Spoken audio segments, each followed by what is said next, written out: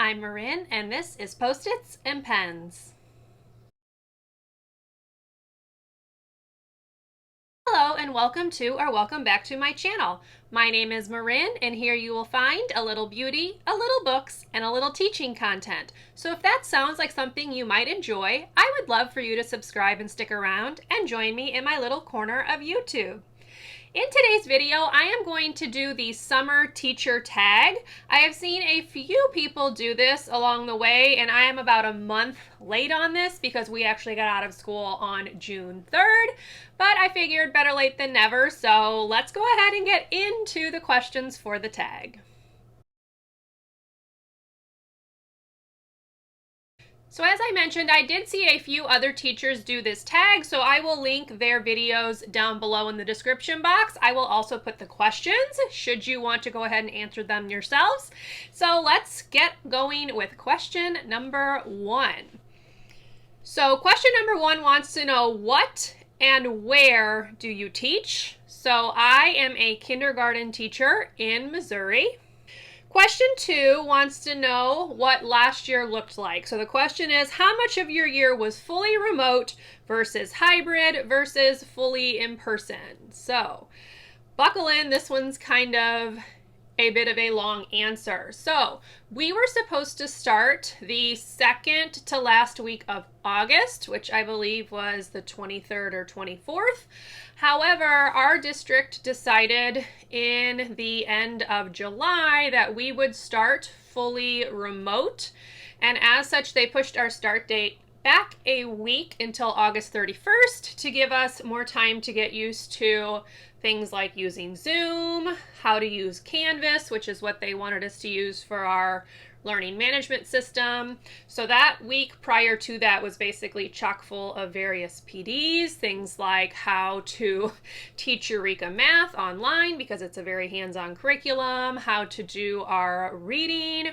They trimmed down and changed our pacing guide, so all of that had to take place during that week before the actual start date. So we started fully remote on August 31st, and we were going 4.5 days. So we did a half day on Fridays, and then we had PD in the afternoon. About mid-September, there had been enough teacher complaint that they decided that Fridays would just be fully remote days. So starting about September 23rd, we had Fridays off from live teaching. So that continued on for the next 3 quarters. So at the beginning of 3rd quarter, which was the second to last week of March, they brought us back hybrid. However, our hybrid was not A-B schedules. Our hybrid was concurrent teaching. So that meant that I had 12 students in my classroom with me 4 days a week because Fridays were still remote, or actually Fridays were asynchronous because we didn't teach on Fridays. So I had 12 students 4 days a week, and I had 4 students virtual at the same time 4 days a week. So I was doing concurrent teaching, and that is how we went for the remainder of the school year. So I did vlog that whole concurrent teaching experience. I will link the playlist to the vlogs up in the cards, but needless to say, it was quite a roller coaster, and I'm really grateful that I'm not going to have to do that again this year.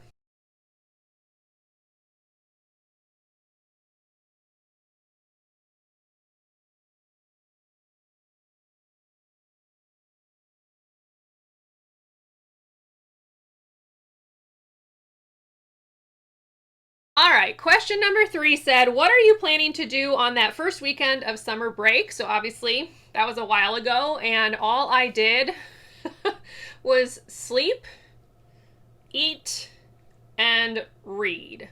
That's it. That's all I did. I slept in, I was completely lazy, and I just soaked up the fact that we were finally on summer break. Question 4 wants to know, how does your summer morning routine differ from your school year morning routine? The biggest one is that I don't have an alarm.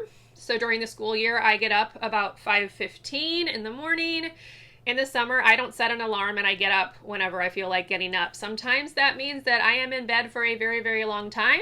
Sometimes it means that I get up earlier, but I don't really pay attention to what time I get up. So that's the biggest change.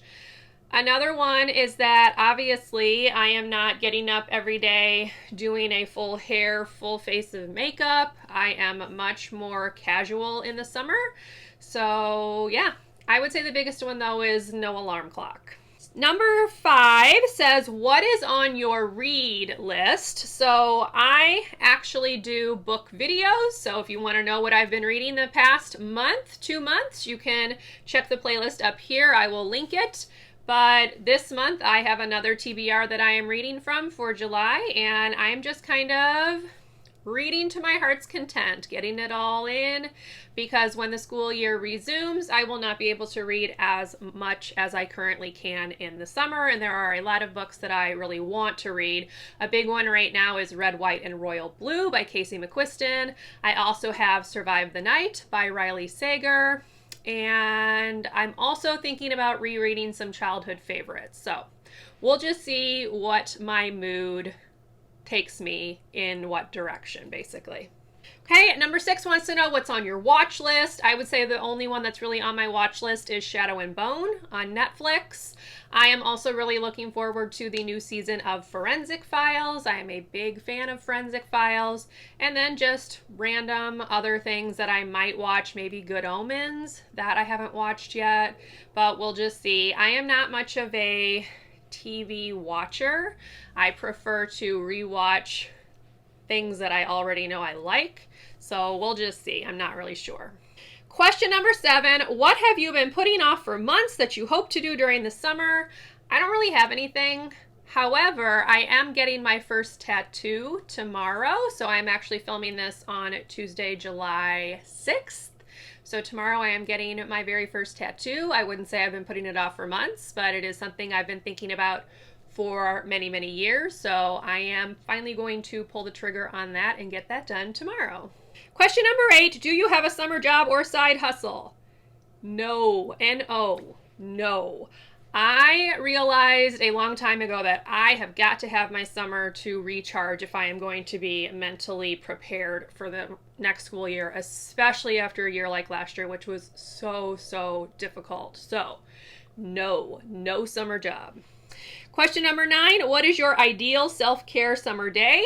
I would say sleeping in as late as I want. Maybe having some Culver's fried cheese curds for lunch. Stopping by our little local independently owned coffee place for a coffee. And reading, which is pretty much what I've been doing all summer anyway. So I am really excelling on the self-care thing. Question number 10, what is your favorite thing to do outside? I don't like being outside. I am like anti-outside. It is very hot and humid here in the summer, and I hate it. I hate it. It's so hot here. It's like over 100 degrees most of the time, and it is just not my thing. It's not my jam.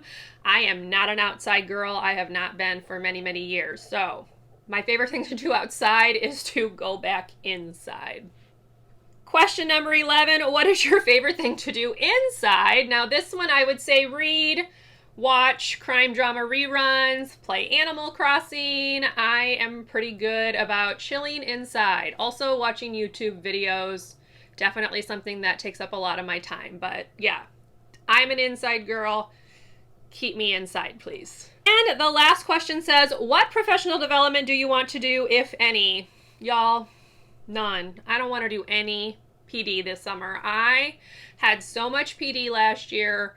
It was like they had to fill our schedule because they gave us those Fridays, and so they were jamming all this PD at us all year. I had so much PD.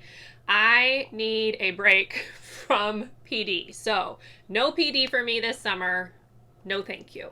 Okay, so that was the end of the summer teacher tag. I am going to add on some vlog footage that I took today after I made a couple of runs to various places. So I will insert that right here. All right, hello. I did a little bit more shopping today, so I'm gonna go ahead and show you what I picked up. I went to Michael's and didn't find anything at all that I was interested in. I stopped by Five Below and got a couple of things and then popped by Target to pick up a couple more things. So here is what I picked up. Okay, so ignore this right here. That's Baywatch. That's what the TV defaults to for some reason when we turn it on. So Five Below had these cute little step stools. So they just are those ones that go flat and then they fold away. And I picked two of them up because my smartboard is up too high for my students to actually be able to reach it and work on it. So I went ahead and got two of these. They were $5 each, so pretty good deal. I also picked up a little decor item. So they had this cute little LED rainbow light thing. It takes two AA batteries, so super cute. I'm gonna just set it on top of a bookshelf in my classroom. So that was my Five Below haul. And now let's talk about Target. So Target had a couple of decor things too. So I picked up this little pom-pom strand and this little rainbow garland. How cute is that? I'm thinking I'm gonna put that on my board. And then I had to pick up a couple of like personal items, allergy medicine, that kind of thing. I also got a set of these exercise dice. So I'm thinking we can use them as whole class brain breaks. I can also put a set maybe in our little calm down spot. So we'll see, but they were, let's see, $1. So I figured why not pick those up. And then I bought a big plastic tub so I can put all of my school things in it because they are starting to clutter up the house. I saw that tip from Teaching the Tinies, Bree, over on Instagram. So kudos to her for giving me that idea. Stellar one. And then here is the other things from Target that I picked up. Okay, so I got two of these little like under table storage things. I'm going to put one on my teacher table and then also on the table that the computer sits on, just so I can have pens or whatever I need handy. I saw this in somebody's classroom setup video. I can't remember whose, but if I remember, I will link it down below, but thought this would be really, really helpful, so I picked those up. I also got a few more of these plastic sleeves, some more black ones, and then one more each of the pink and the teal that I had picked up for small group or like center work. I picked up 3 pairs of these little headphones because I have students who never bring headphones in, and since we're one-to-one now, that's kind of important because we don't want to hear what everyone is doing, especially because the language and literacy program that we use requires them to like listen to things and then talk. And yeah, it got really, really overwhelming when I had a few that didn't have headphones last year. So I picked up some of these just to have some extras. I picked up 5 of these clear book bins. I am going to use these to store my teacher read alouds. I'm going to have one for like the first day of school, one with all of our PBIS related ones, one for the 100th day of school, that kind of thing. So I just picked up 5 of them because I figured that way I would make sure I had enough. They have not come out at my Target with the adhesive pockets yet, so I'm gonna still keep an eye out on those. I would like to use those on here. And I'm also thinking possibly on my classroom library baskets, which I need to redo and reorganize anyway, so still looking for those, but I did go ahead and pick up the 5 book boxes. And the last thing I got was another little piece of decor. So it's just this cute little pillow. It has these tassels on it. And then on the back just has like a nice neutral color scheme, which will match my classroom. So that was just my new little haul of school things. Okay, and that is the end of this video. So if you liked it, please give it a thumbs up. Subscribe to my channel if you would like to see more from me, and I will see you in my next video. Bye, everyone.